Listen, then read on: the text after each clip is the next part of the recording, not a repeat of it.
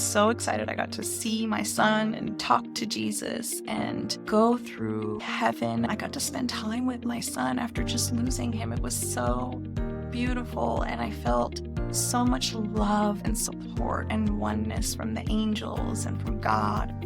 I cannot even express to you how much this healed my whole entire soul.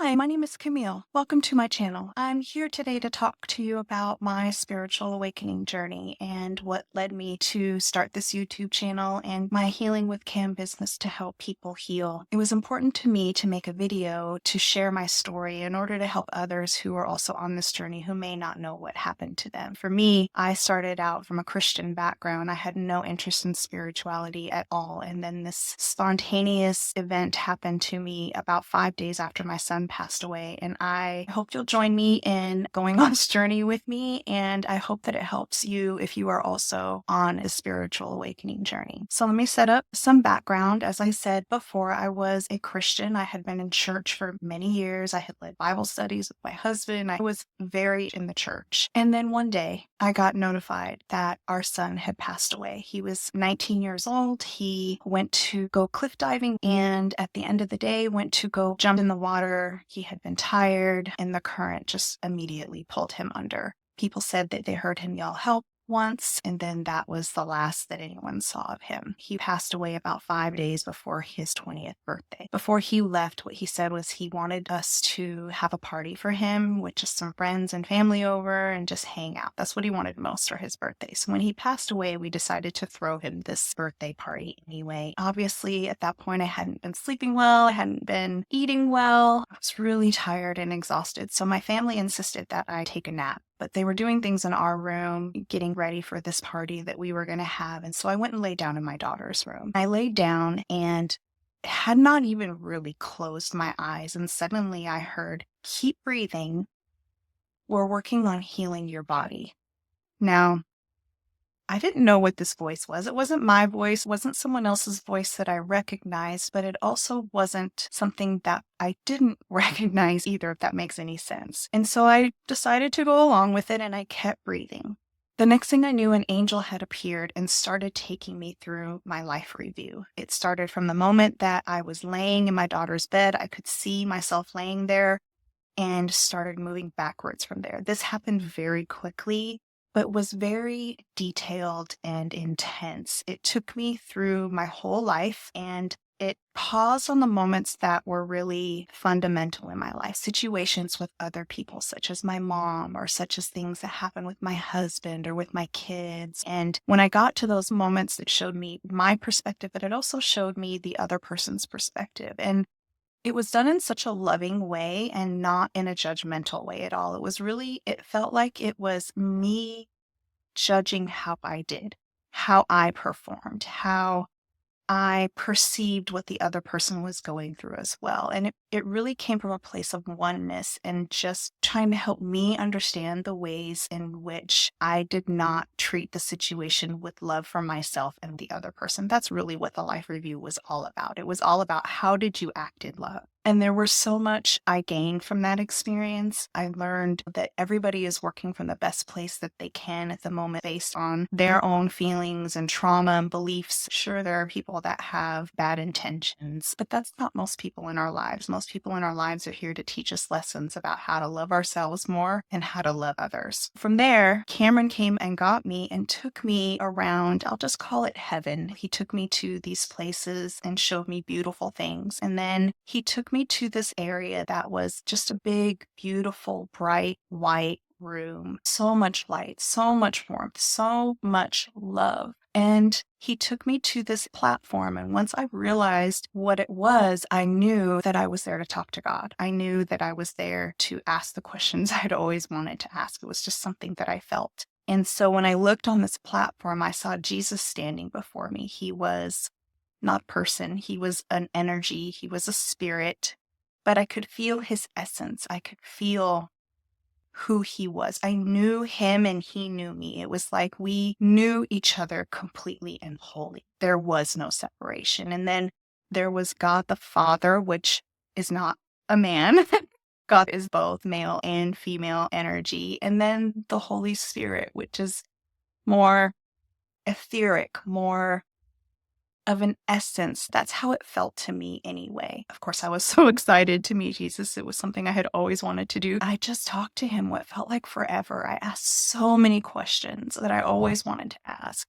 Gave me information about my life and why I was here and how we reincarnate to experience life, and that the things that religion had taught us were not exactly true. They were meant to keep us in control.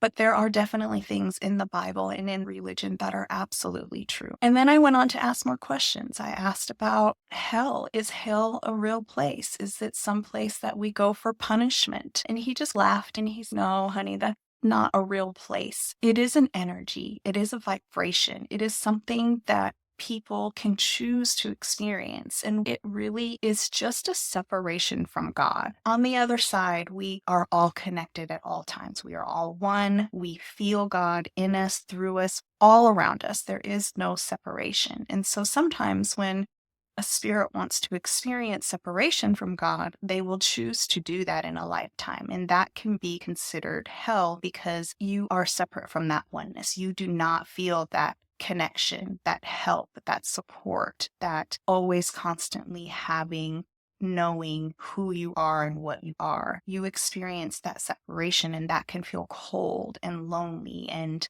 all of those things. But what he showed me was so interesting. He said, look over here at the earth.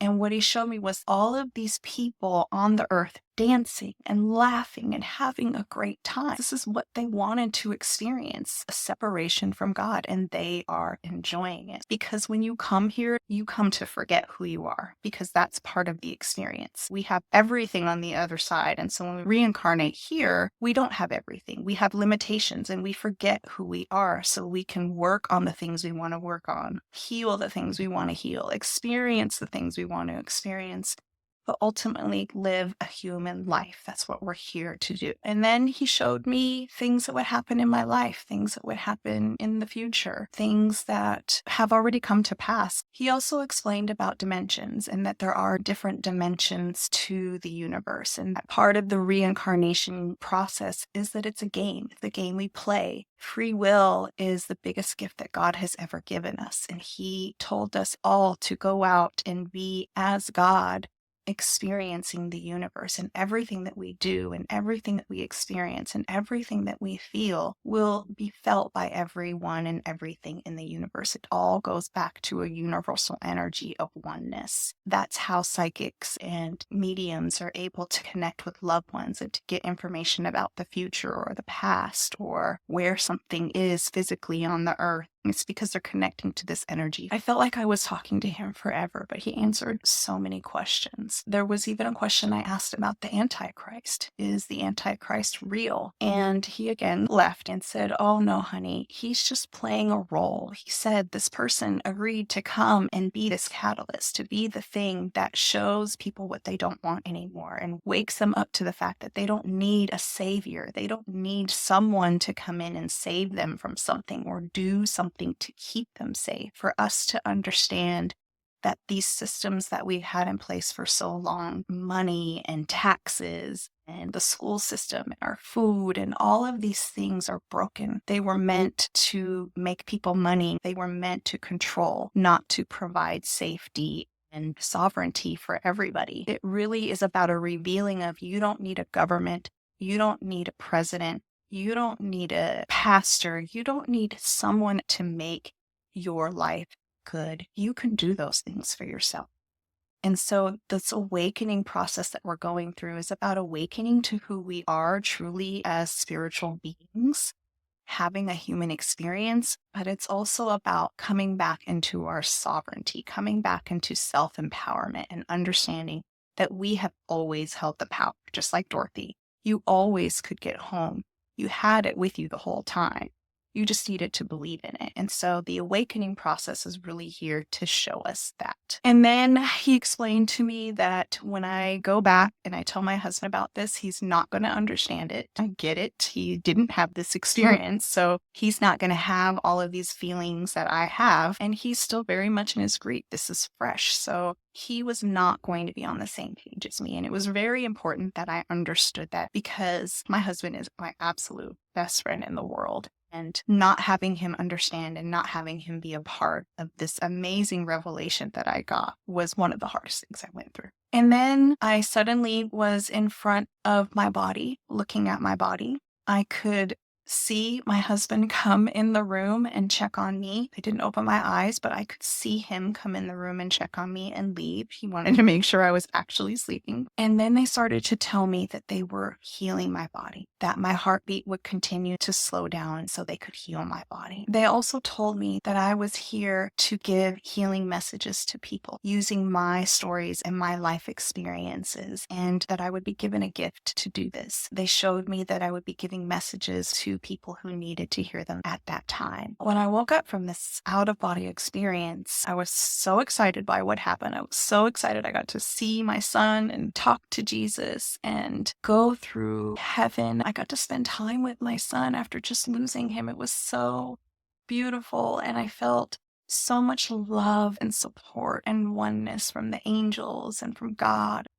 I cannot even express to you how much this healed my whole entire soul. I went into my son's room and I'm looking at his stuff on the walls and things he had written down. And I suddenly felt like there were all of these messages that he was giving me. Hey, mom, pay attention to this. Look at this. I want you to do this when you start your business. And then I went in and told my husband. And he said to me, you look like a different person. Like your eyes are bright, you're glowing, your voice is even different. What is going on with you? And so I explained to him what had happened to me briefly. We had a bunch of people coming to the house, so I didn't have a lot of time to explain to him exactly what had happened. And so we went and we started this birthday party, and I started greeting people at the door, people that I knew that were friends and family, but also people I had never met before. And what I started realizing is I would get messages that Cameron wanted them to know, things about their life, things about Cameron, things that were affecting them. It was very profound and very deeply touching to these people. Now, at the time, I thought it was my son who was actually giving them the message. I thought he was still with me, which he is, and that he was the one giving messages to his friends and to his family that he wanted them to hear. It wasn't until later that I found out it was actually me doing this. My husband tells me there was about 200 people that came through our house that night, and I barely remember any of it. But also what followed was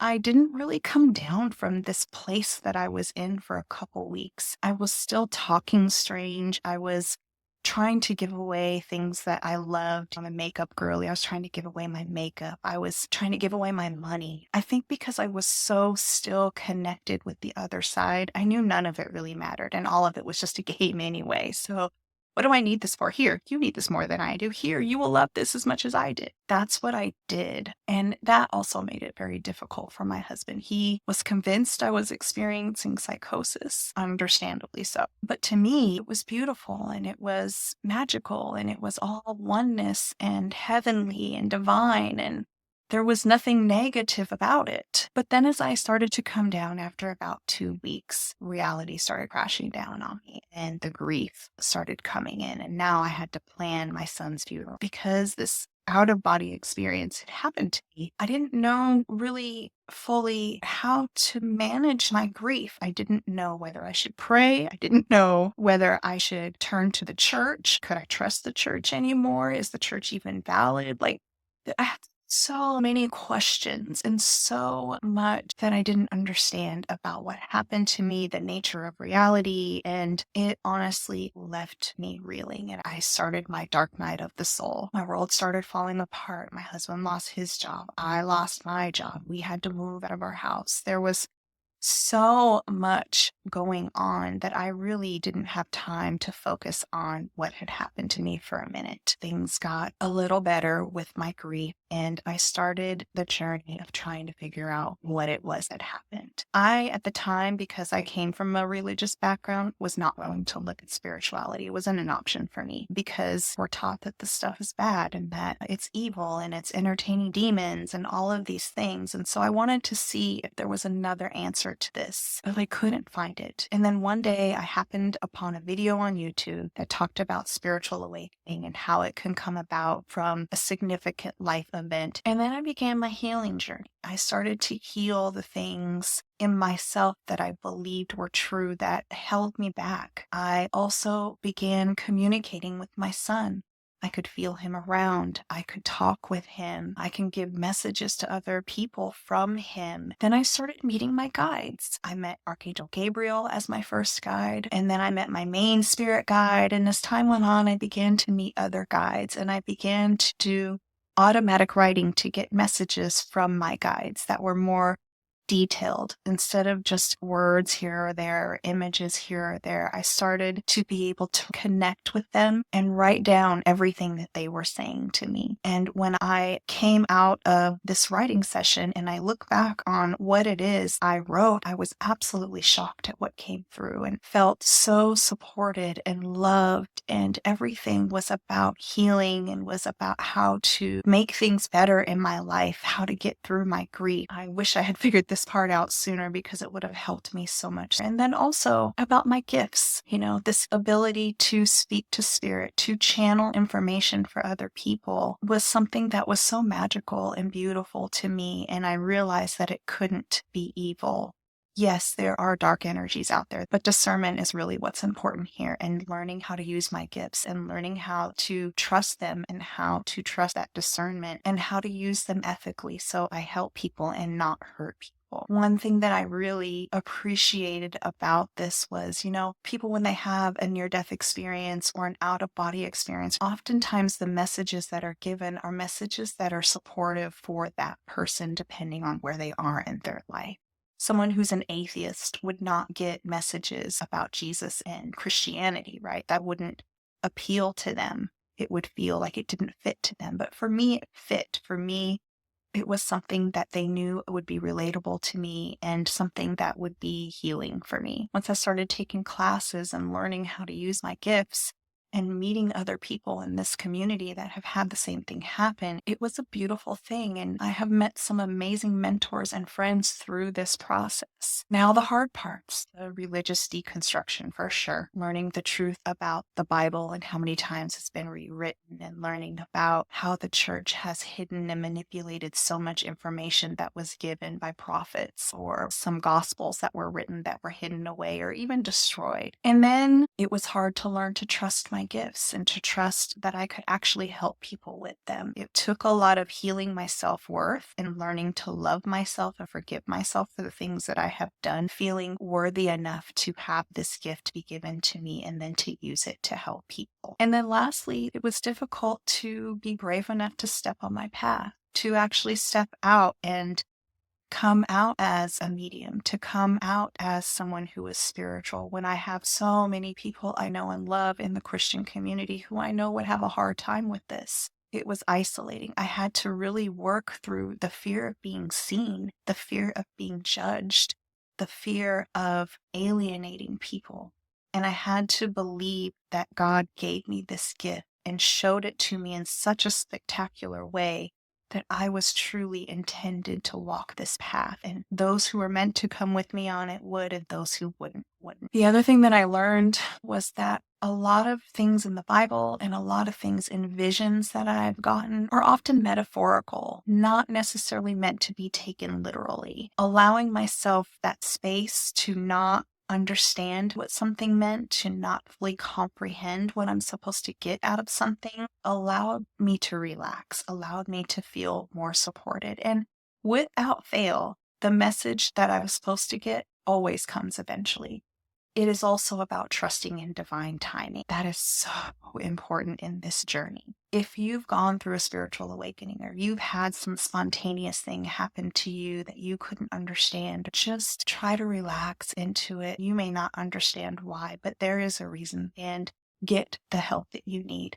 Don't judge yourself for it. You are a beautiful soul and you have support and you have guidance, and you just don't fully understand yet. Receiving this gift of who I am and the nature of reality and who my son is and where he is, and that I can speak to him at any time, that he is here to help me do this mission, is something that is so amazing. And I know that there are so many parents out there who are grieving, who have lost a child, who don't this gift. And so I felt like it was such a responsibility for me to use this gift to do what I was called to do. And so I'm here to do that. And I invite you to come with me. It is my first video on my YouTube channel. I do soul readings where I help you connect with your spirit guide to give you messages of healing and support. And so if you're interested in having a session with me, just go to my website, healingwithcam.com, and book a session. I would love to meet you and help you in any way I can. Thank you so much for being here. I am so excited to start on this journey with my YouTube channel. I am so excited to share more information, share more stories, and share more healing information from my guides. That's what this channel is going to be. If you have had a spontaneous awakening experience and would like to share something that you have also learned in your healing journey, please post that in the comments below. I cannot wait to meet you and talk to you about it. Thank you. Bye-bye.